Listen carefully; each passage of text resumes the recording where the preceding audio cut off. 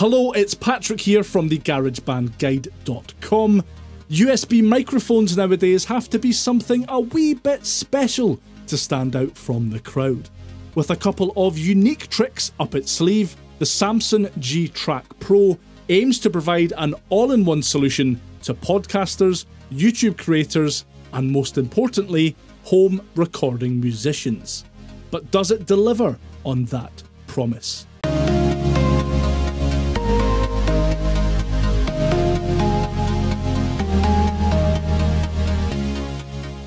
Samson have a great track record when it comes to creating brilliant quality yet affordable recording gear. Their now legendary C01 microphone has graced many a beginner's desktop or mic stand, and the USB variant, the C01U, was the very first proper microphone that I ever owned.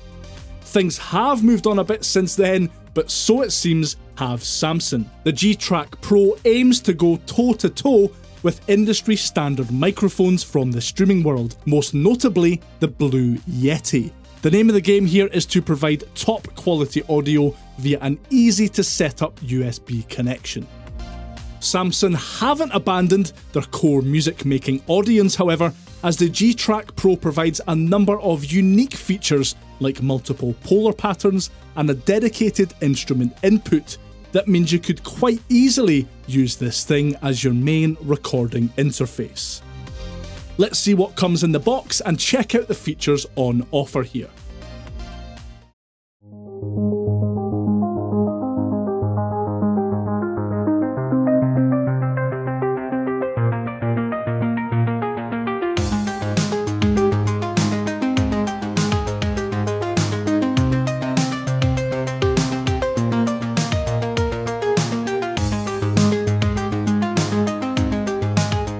So straight away, this thing is built like a tank. It's really quite heavy, it's over 3.5 pounds and has some real heft to it. It's all metal construction and you can really tell that it will last a lifetime probably. One of this mic's best features is front and centre here.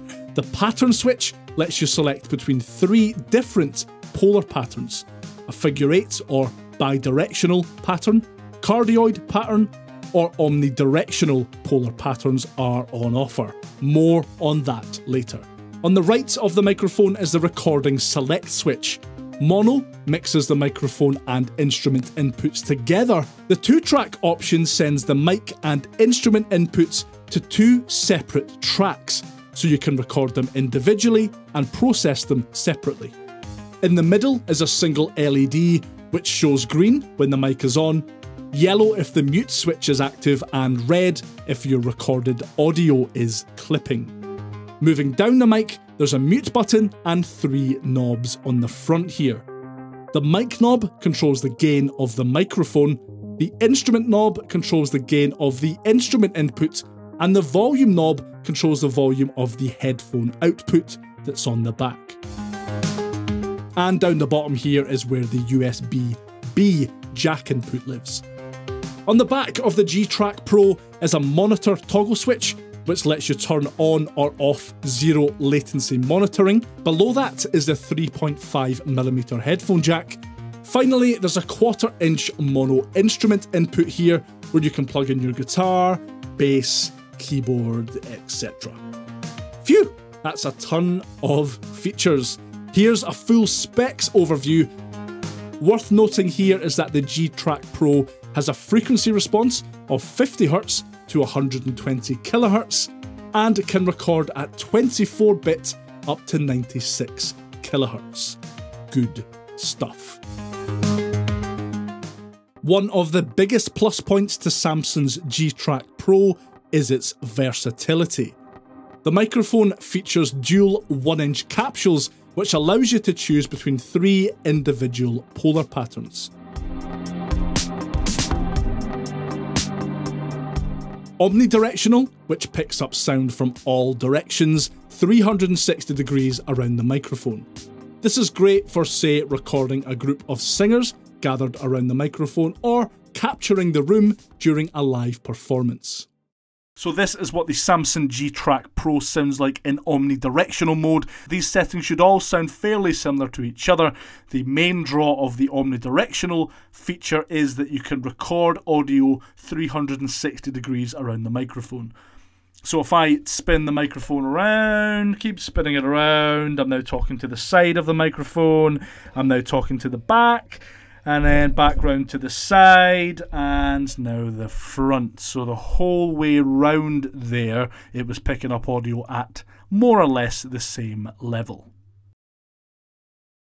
Unidirectional, or cardioid, which captures sound from directly in front of the microphone and rejects sounds from the sides and back. This is the most widely used polar pattern in most studio environments.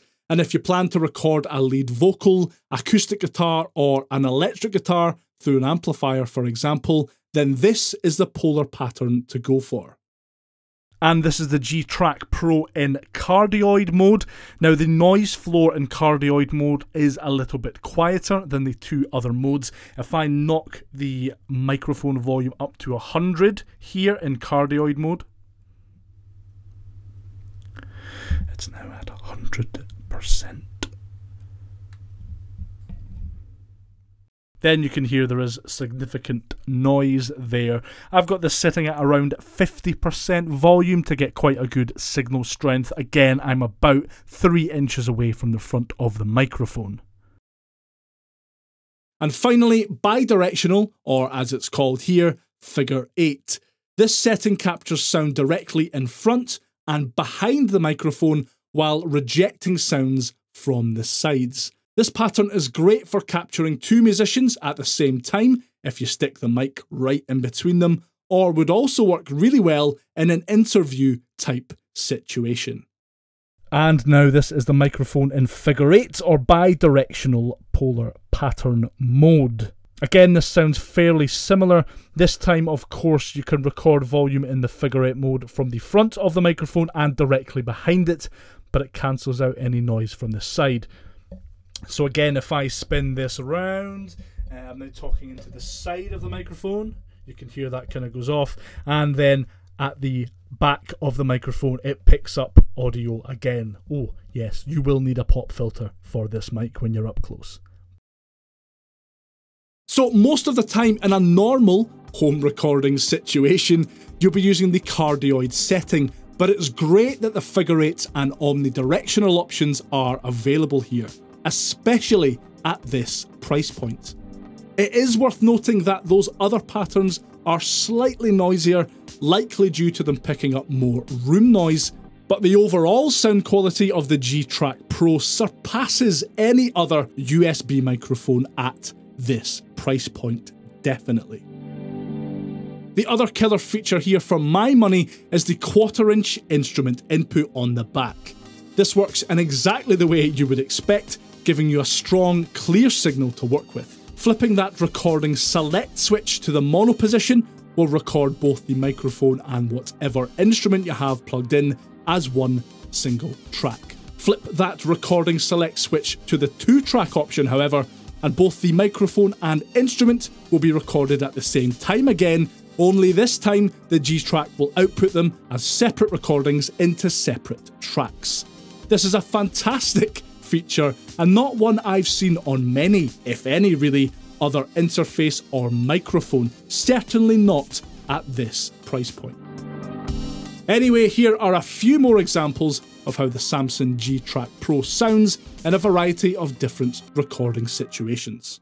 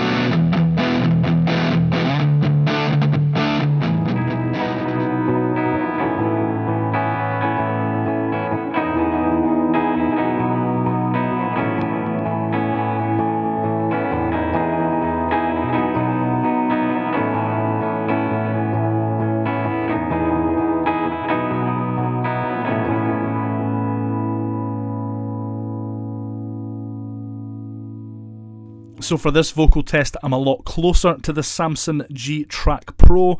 A little bit of plosives there. I'm about maybe 3 inches away from the microphone. Sounds really good up close, but you will have to deal with those plosives. You will need a pop filter or a pop shield of some sort. If I put one in front of me just now, that does kind of deal with those raw P's and T's and S's and things. And overall, this does sound great when you get up on top of the microphone. So things like YouTube videos, podcasting, recording, things like that, recording vocals, it's going to be really good if you can get a little bit closer to this mic as well, as it does seem to pick up quite a lot of the room sound, especially in the omnidirectional and figure 8 setting. The cardioid polar pattern setting is the one that you're going to be using the most anyway, so it's good that this mic sounds the best in that mode. So there you have it. That's the Samson G-Track Pro. Now, to begin with, I wasn't really convinced that this microphone could actually succeed as the jack of all trades that it sets out to be. But you know what? It's brilliant. More than that, I think this would be a great choice for a home recording beginner, as the sheer amount of versatility afforded to you would be incredibly useful, I think. Add to that the stellar build quality, great sounding audio, and the plug and play nature of a USB microphone like this, and you end up with an incredible package and an easy to recommend bit of gear. Top marks, Samson. What do you think? Would you consider getting a hold of one of these wee beauties? How do you think the many features on offer here would benefit you in your GarageBand setup?